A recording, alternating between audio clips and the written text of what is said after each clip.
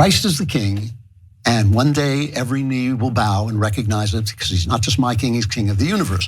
But when you use that phrase to mean that God has abandoned his chosen people, the Jews, through whom he came into this world incarnate, and that he's broken his promises, his covenant with the Jews, you are quoting scripture like Satan does in the Bible. What? Okay, so that was Daily Wire host Andrew Klavan. And Klavan is a Jew, but he actually converted to Christianity. And he's talking about a phrase, God is king, that Candace Owens tweeted after she found out that she was being let go from the Daily Wire. And that phrase is now being called anti-Semitic. That's right. Wait for it. It's anti-Semitic, supposedly. Obviously not Candace Owens' friendship with Nick Fuentes, known anti-Semite, or Kanye West, or saying that Hitler's nationalism was admirable. But no, saying God is king is anti-Semitic. Here's the tweet that they're talking about. This was, again, just hours after she found out she was no longer with the Daily Wire. She wrote, "Blessed are the peacemakers, for they shall be called the children of God. Blessed are they which are persecuted for righteousness' sake, for theirs is the kingdom of heaven. Blessed are ye when men shall revile you and persecute you and say all manner of evil against you falsely for my sake." This is, by the way, from the Bible. She didn't write this. "No one can serve two masters. Either you will hate the one and love the other. You will not be, or you will be devoted to one and despise the other. You cannot serve both God and money." And then she added, "Christ is king."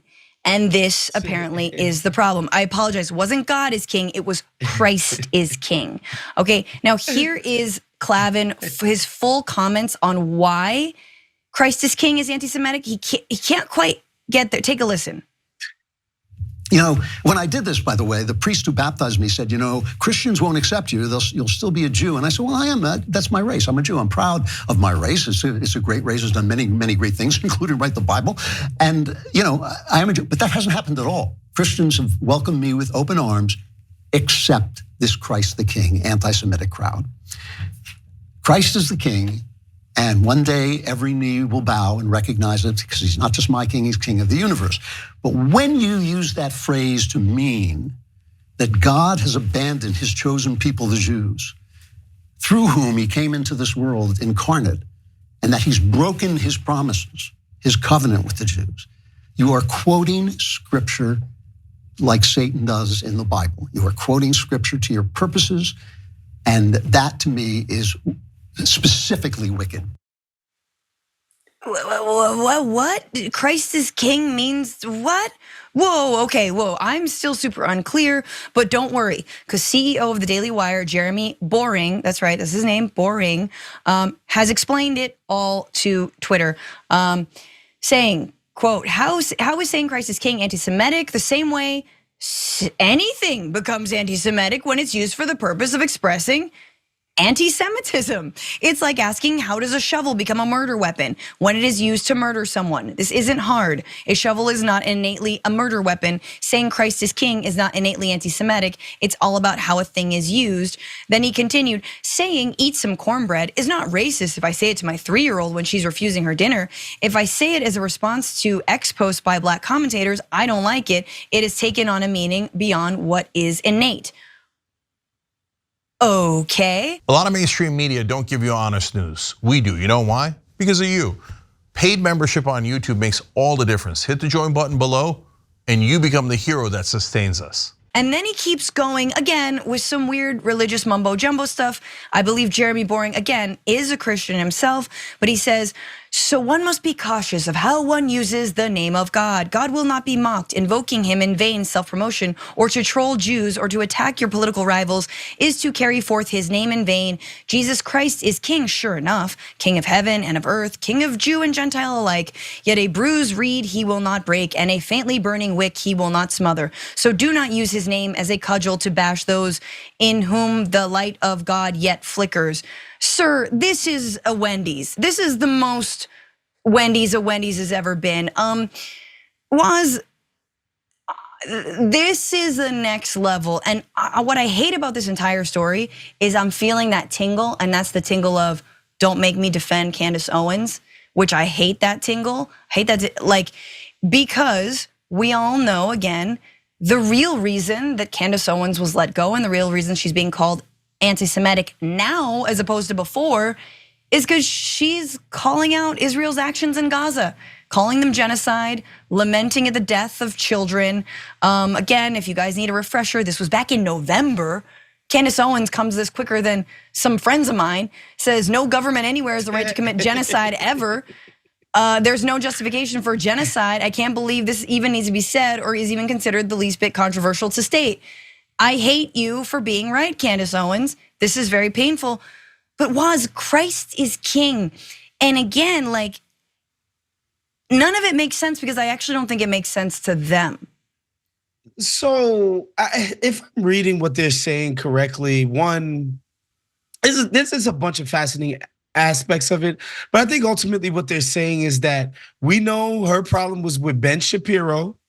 We know it was about her feelings about how the Israeli government is carrying out their war against Hamas. And her invoking Christ as king is clearly a dig at her enemy at the Daily Wire, which is Ben Shapiro, a Jewish man. That's what it feels like they're trying to express there. Which is hilarious to me for many reasons, but the main one for me is that the staunchest pro-Zionist people in America are these Zionist Christians who think the Jews should hold or own or whatever, be in control of that land of Israel, so that Jesus can come back and ultimately damn all those Jews to hell for not being Christ followers, by the way. But it's cool to be down with those folks because they serve the ends right now temporarily. But if you even peel back the first layer of Christian Zionism, it's anti-Semitic as hell.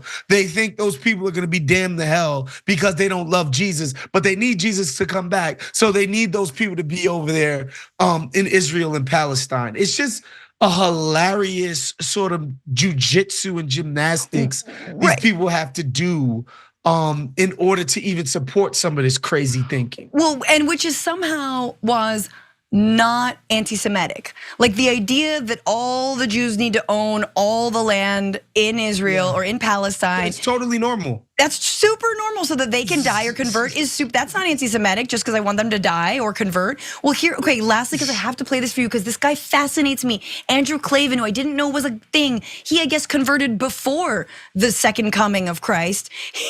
He converted before, and he goes on a little bit more about this Christ is king stuff, but listen to how he does it. He's saying ultimately that God, his Christian God, has a plan for Jews like Ben Shapiro. And then he throws in Jordan Peterson. I think Peterson's not actually, he's not a Jew and he's not really Christian. So, but just listen to this last thing.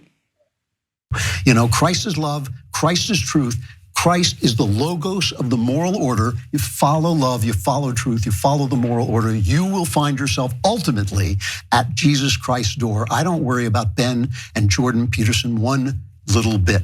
And so when you spit Christ the King at them to insist that they have been rejected by the one who sent them to do the work that they're doing, no. Okay, so he's taking offense at saying Christ is king, Candace Owens saying Christ is king, which she had no other, she doesn't seem like she had another intention about like, you're saying, they're spitting this at Ben Shapiro for whatever reason. But simultaneously, he's arguing that God, his Christian God, has a plan for Jews like Ben Shapiro to do their work ultimately. Because what? Because Christ is king, according to you. Like, it's so weird. It's, which ultimately, and this is the reason I wanted to watch that whole thing, is to say that anti-Semitism in this time, we've been gaslit to believe it's just in the eye of the beholder. And so long as one person is offended, that means that you did an anti-Semitism, when sometimes there's actually no grounds for it. That being said, Candace Owens is an anti-Semite, straight up. I don't think that this tweet falls into her documented past of being an anti-Semite. Look, those people hired Candace Owens to shuck and jive, tap dance, be a troll, put a black face on anti-blackness. There's a lot of money on it. However, she found out really quick there's a narrow range you get to work within. You don't get to color outside of that line and think you get to still be the black face of cooning on the Daily Wire. It doesn't happen like that. You step out of line even a little bit, they're gonna spank you. And again, I really do think these people, they're like, yo, we hired, Candace Owens to be a troll, and she's trolling us with that Jesus is king. They're feeling it. But only because she overstepped on Israel. Thanks for watching The Young Turks. Really appreciate it. Another way to show support is through YouTube memberships.